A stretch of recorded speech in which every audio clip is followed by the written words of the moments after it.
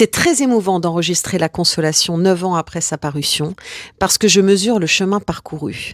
D'un point de vue personnel, parce que la consolation a pour moi été une façon d'être en vérité avec le monde, mais aussi d'un point de vue sociétal, puisque c'est un livre qui a initié un changement de loi. Et ça, c'est quelque chose que je n'imaginais pas au moment de sa parution. Donc pour moi, c'est doublement émouvant.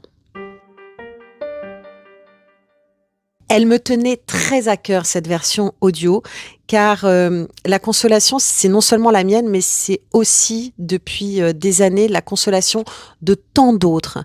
Et il me semblait aussi extrêmement important qu'on puisse s'adresser à ceux qui lisent d'une autre manière et qui ont été d'une façon ou d'une autre privés de ces lignes et privés de cet ouvrage. Donc je suis vraiment très heureuse parce que là j'ai le sentiment que la boucle est bouclée et que j'aurais pu m'adresser à tous.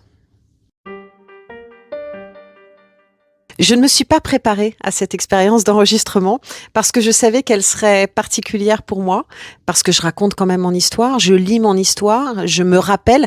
Je ne lis pas La Consolation toutes les semaines, hein, même je pense même pas l'avoir relu ce livre. Donc c'est un enregistrement extrêmement émouvant et je ne voulais pas m'y préparer parce que ça ne servait à rien. Je sais qu'il y a des préparations qui sont vaines, il faut juste plonger et se laisser porter. C'était très important pour moi d'expliquer 1 an avant MeToo, 1 an avant l'affaire Weinstein. Donc je ne savais pas que l'histoire allait aller dans ce sens-là.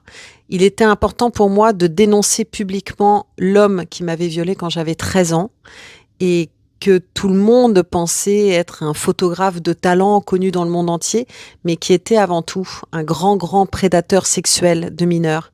Et puis, il était important aussi pour moi d'écrire ce livre parce qu'il portait un combat. Ce combat a porté ses fruits puisque la loi française sur les délais de prescription des crimes sexuels sur mineurs a changé grâce à La Consolation et grâce à un combat que j'ai mené, accompagné pendant 2 ans. Pour moi, c'était aussi un livre qui avait une grande portée politique et sociétale. Cet ouvrage est essentiel à plus d'un titre et j'avais envie et j'ai toujours envie de le donner aux autres parce que il est important pour moi de continuer non seulement à libérer la parole, mais en plus de ça, à la rendre plus forte, plus percutante, plus réfléchie, plus mature pour porter un combat qui est loin d'être gagné.